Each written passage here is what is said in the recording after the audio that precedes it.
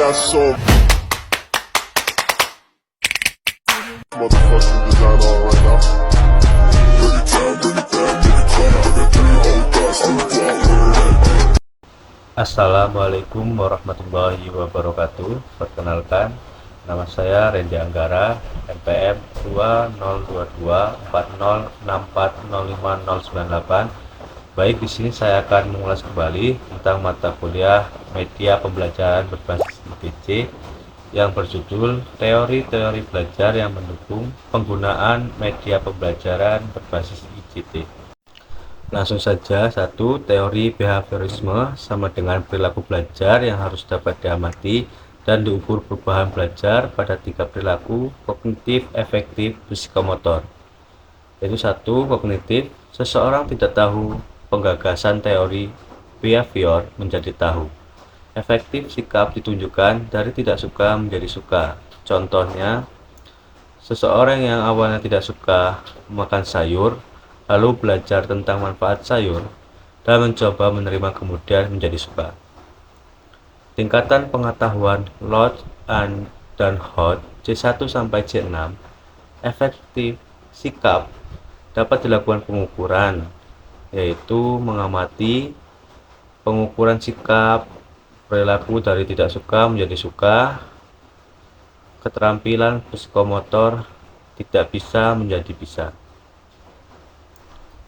Selanjutnya, stimulus atau dorongan, respon, interaksi antar siswa akan membentuk perilaku. Jadi belajar ini merupakan hasil interaksi stimulus. Harus kuat caranya, pembelajaran yang menarik, media menarik, penguatan kembali, mengulang, dan memberikan tugas.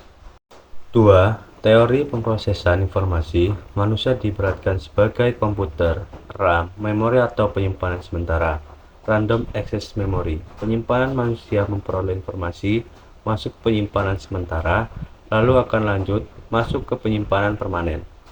Belajar harus bisa disampaikan ke penyimpanan permanen agar bisa diulang.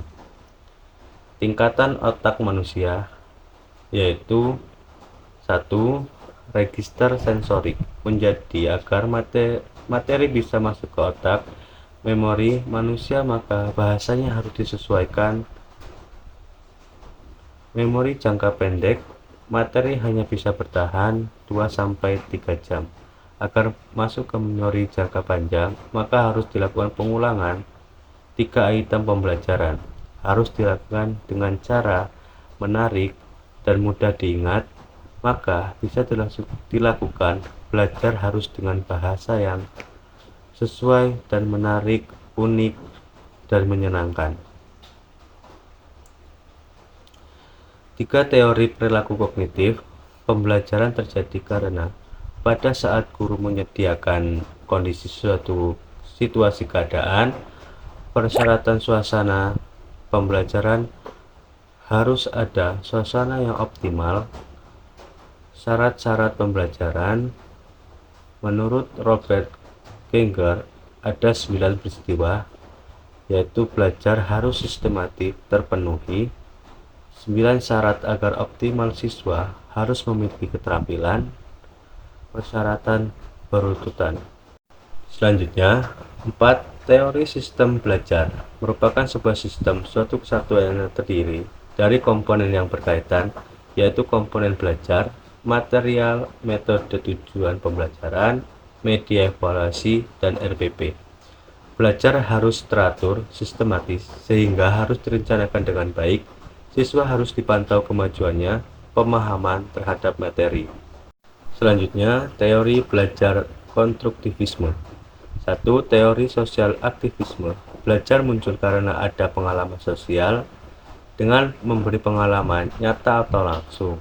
Contohnya, jual beli secara nyata. Teori belajar harus memenuhi kebutuhan jual beli secara nyata. Teori belajar harus memenuhi kebutuhan siswa. Yang kedua, teori sosial konstruktivisme. Belajar guru harus bisa mengutamakan percaya diri siswa agar mau dan berani mencoba. Belajar harus bisa memotivasi kepercayaan diri siswa. Belajar ini aktivitas siswa, memotivasi siswa, permodelan guru berperan menjadi model atau contoh implikasi model-model pembelajaran. Yang ketiga, teori scaffolding. Belajar terjadi karena ada perbedaan individu atau budaya yang tidak dia pahami akan belajar atau yang paham zona perkembangan proksimal, di mana orang-orang yang ada di dalam kelas akan belajar, guru sebagai fasilitator, scaffolding atau alat bantu.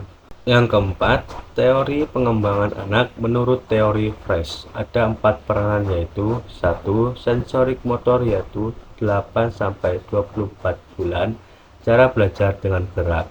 Yang kedua, praprofesional 2-7 tahun dengan cara belajar adanya benda nyata. Yang ketiga, operasional konkret 7-11 tahun untuk anak SD.